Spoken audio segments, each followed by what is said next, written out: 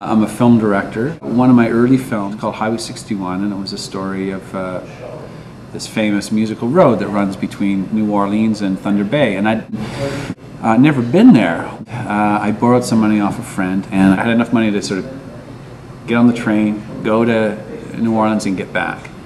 And I knew one person on Highway 61. I knew a guy named Tav Falco, who was a musician out of Memphis. He had this band called the Pantherburns. He said, you know, anytime you're in Memphis, stop by and see me. So I get off the train in Memphis at about 6 a.m. So I had a few hours to kill. And so I started trudging down the sort of bombed out part of Memphis. It looked like a Jim Jarmusch movie.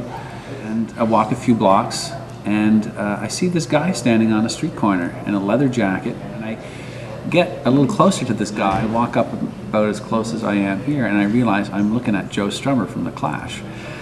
And so I asked, I said, "Are you Joe?" Yeah, Joe, I say. And he goes, "Right, yeah, who are you?" Right? My name's Bruce, I just got off the train. And he kind of chuckles a little bit. He says, "Well, right, come with me," right?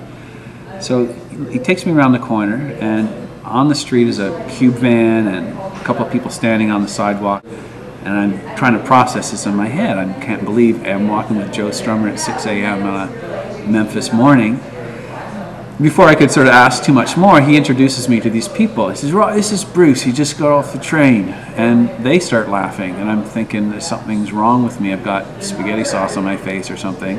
They're all having a chuckle, and this other guy steps up, big tall guy with white hair, and he's, "Oh, they're just laughing. We're here making a film about people getting off the train in Memphis." And it's Jim Jarmusch, and sure enough, they're shooting Mystery Train. And you know, he says, "Well, what are you doing here?" And Joe's like, "Oh, you just got off the train," right? And they laugh again. I said, "Well, I'm here, I'm doing some research about Highway 61. Jarmusch is like, "Oh, yeah, the Dylan thing? Like God said to Abraham, you know?" And I say, "Yeah, kill me a son." And we sing the first verse of Highway 61 Revisited. And Strummer, you know, he's like, "That's fucking Thunder Road, mate, you know? That's fucking Thunder Road, Highway 61. He gets all excited. And my do-over was the next day. Joe had a day off from the shoot, and he was very excited about this sort of Thunder Road idea and wanted me to go, I don't know, some town nearby in Memphis, like drive down.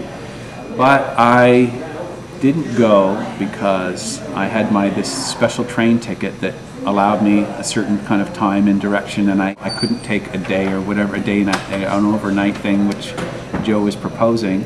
So my do-over would be like, fuck the train ticket and borrow the money off Tav Falco or Jarmusch, a fellow film tribe, and spend a day driving down Thunder Road with Joe Strummer, looking for Howlin' Wolf's birthplace or something. So that's my do-over.